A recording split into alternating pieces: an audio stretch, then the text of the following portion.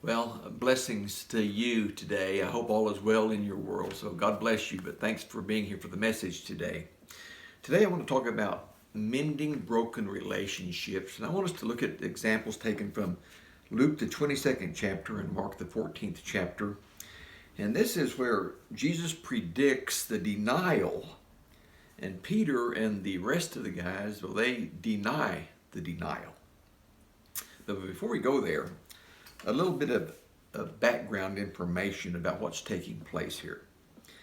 It's Passover time. It's right before Jesus is going to be crucified. And he has sent his disciples into the city to make a preparation for the supper. And they go and they do that, and then they sit together, and as they're sharing this meal, in the middle of this meal, Jesus takes the bread and he does something different. And as he breaks it, he says, "This is my body given for you. Take this in remembrance of me." When he does this, of course, these guys don't understand what this is all about. But he's establishing what we do every Lord's Day in the churches of Christ. We commune and we remember Jesus. And realizing that he went to the cross because of broken relationships. That's, again, our subject this morning.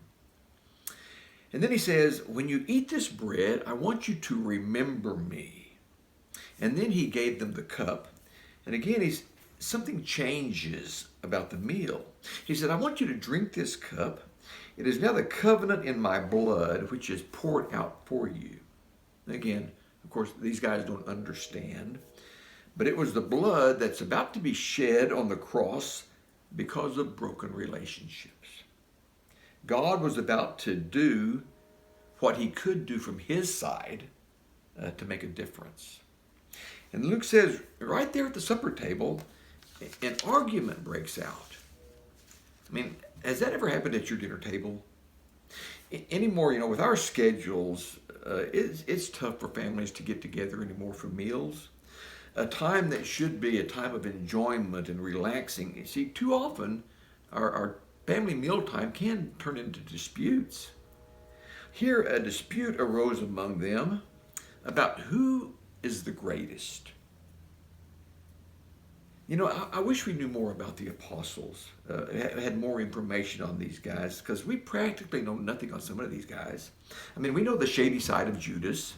We know the impetuous side of Peter. We know that James and John, they were known as the sons of thunder. We know that Thomas doubted. We know that Matthew was a tax collector. And though we know very little, but we get from the idea from this text that these guys, they must have thought pretty highly of themselves, huh? Now, we assume that Jesus liked Peter, James, and John more than the others. That may not be the case. We know that John was special and loved by Jesus. His favorite guy may have been Bartholomew. He just didn't tell us about him. But this scene tells us that these 12 chosen guys are more like us than maybe we sometimes think. They're arguing about who among them is the greatest. In verse 25, in Luke 22, Jesus says that the king of the Gentiles lorded over them, but that's not what you are to be about. I want you to understand that the greatest among you should be like the youngest, and that the one who rules is like the one who serves. And he goes on to say in verse 27, "I am among you as one who serves." And then in paraphrasing verses 28 through 30, Jesus says, "You guys are special to me, and I am going to give you some privileges. But understand what these privileges are like. It's like servanthood." He didn't tell them here, but he's letting them know that you guys are so privileged that you're going to get to serve me by giving up your very lives. He's trying to prepare them because up to this point, they've got no clue. I want to read verses 31 through 34. "Simon, Simon, Satan has asked to sift you as wheat. But I pray for you, Simon, that your faith may not fail. And when you have turned back, strengthen your brothers."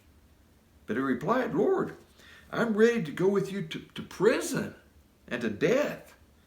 And Jesus answered, I tell you, Peter, before the rooster crows today, you will deny 3 times that you know me. Jesus is letting these clueless guys know that there is a way to mend broken relationships. Now, to get Peter's attention, he calls his name twice. Simon, Simon. See, maybe Peter is still disputing just how great he is. I could always tell, when my mother was wanting to get my attention, she would say my full name, James Marr Ross. Whenever she said it like that, I knew I needed to pay attention. Again, Simon, Simon, Satan has asked to sift you like wheat. But I prayed for you, Simon, that your faith may not fail. And when you have turned back, strengthen your brothers. And Simon replies, Lord, I am ready to go with you to prison and even to death. No. You're going to deny me, not once, not twice, but 3 times, and you're going to do it pretty quickly. Now, I want to use this text to bring out some points of how to go about mending broken relationships.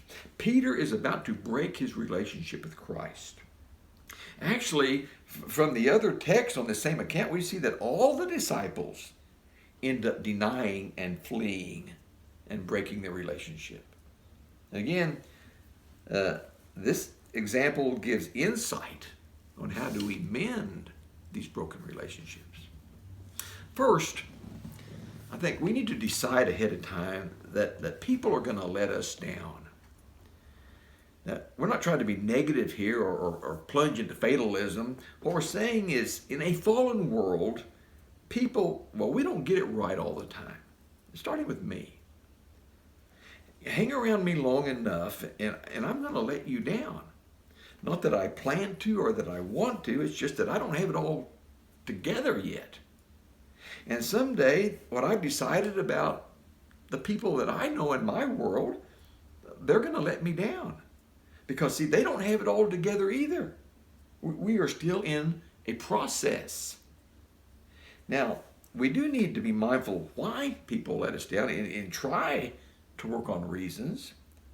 And, of course, the first reason is because of our sinful nature. We're like Paul in Romans chapter 7, we do bad things and we don't want to do it. That just seems to be our nature. And so we cry out like Paul, "Oh, wretched man that I am, who will save this body from sin and death?" And another reason why we let people down is because of unexpressed or unrealistic expectations of others. We come to our assemblies expecting certain things of each other. And if I don't express to you what I expect, then again, you're more than likely going to let me down because I've never told you. And so really, I've set you up to fail. Or at times, I can tell you what my expectations are, and they're maybe totally unrealistic. Ones that perhaps that nobody can live up to. I mean, think about it. One reason that the Word became flesh and dwelt among us is that God, He wanted to make sure that we understood, that we were clear on His message of just how much He loves us. He became one of us. His communication with us, it's as good as it gets. And yet sometimes we still decide to misunderstand. And so we need to decide ahead of time, people are going to let us down. Peter, you're going to let me down. And I'm not angry with you, and I'm not going to chastise you and treat you worse than the others. I just understand how it works, Peter. And this is why I came. And the next point is we need to understand that we are in a spiritual battlefield. Whenever we assume that our problems are just, me against you, that our personalities, they just clash, Satan just loves that. Whenever it never dawns on us that we are in a battle. And Jesus makes it clear here. Paul does the same thing in Ephesians chapter 6, and he reminds us that we're not warring against flesh and blood. Here, Jesus begins, Simon, Satan is asked to sift you as wheat. I mean, do we understand? Satan wants us. He wants to undermine our relationships to where he can win over our allegiance and destroy our victory. See, either way, he's won his own victory. The evil one is active in trying to disrupt kingdom life. And so what we need to do is establish prayer as a battlefield with God's kingdom as our victory banner, huh? See, the world says, when somebody hurts you, well, get a bigger stick. If your neighbor offends you, pluck him out. Satan probably loves the way that we normally, resolve issues, huh? Rally around, guys to my side, feed them a line, that I've got every right, to get even, set the record straight. I might not even tell them the whole story, just enough to get them on my side. See, that's how the world does stuff. And Satan loves it. Look what Jesus did. I have prayed for you, Simon, that your faith may not fail. Here, Jesus not only tells us what to do, he tells us when to do it. He has been praying for this even before the temptation comes to Peter. He establishes the battleground. It's prayer. He's praying about how Simon comes out of this at the end of the story. Do we follow this? Peter is about to hurt Jesus, and Jesus is praying about how Peter comes out of this when it's all over. So do we see how God works things out in the kingdom of God? See, this is a whole new ethic. He calls us to a higher plane. He calls us to follow his example. Earlier, Jesus had told his followers, you pray for those who persecute you. You pray for those who hurt you, who speak falsely about you. You pray for them. And then the next point I want to bring out is that on this mending of broken relationships is that we got to make an obvious path for these relationships to be restored. People need to know how to get back with us when the relationships have been ruptured.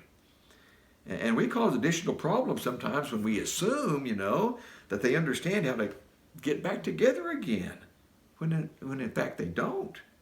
See, we need to clarify that the relationship, it can be mended. How they can, again, enter the process. This is not a time for prideful presumptions, because, see, we don't all think alike. But Jesus gives us a way that works. You recall in Mark the 16th chapter, after the resurrection, when the women show up at the tomb, and the angel tells the ladies, he says, you go and tell the disciples and Peter. You let Peter know that I'm back, that I love him, and I want to see him again. He's showing a road to reconciliation. Here he says, whenever you have turned back, you strengthen your brothers. The door is open to come back. Well, another thing we need to do on this road to fixing broken relationships is we've got to dare to trust again. Whenever we have been hurt, trust again. See, that's what God has done for us. Every one of us has broken our relationship with God, and he has decided to trust us again. Trust is often restored by faithfulness. Sometimes after we messed up, we just need to show others that we can be faithful in doing what is right from this point on. But we can't determine whether somebody's going to trust us again or not. See, we can't determine that. But as followers of Christ, we are to live in a way that people see us as people who can be trusted again. One more point. Whenever someone has let you down and you want to fix that relationship, don't hold them hostage emotionally forever relationally. Don't dangle the mess up in front of them forever. Get past it. In our example of kingdom living, see, God doesn't do that. There's such a neat ending to this story. And the accounts in John the 21st chapter again a story we're well familiar with. When Jesus asked Peter 3 times, "Peter, do you love me?" And Peter's reply is, "Lord, you know all things. You know that I love you." Well, Jesus knows all things about us too, huh? He knows all the times that we have denied and we have betrayed him. He knows all of the messed up relationships that need fixing in our lives. And he offers us a model to help us. But it's up to us to put it to use. May God bless you in your efforts to fix the broken relationships in your life, especially the one that you have caused between yourself and your God. There's a solution in Jesus Christ. Get there and stay put. God bless.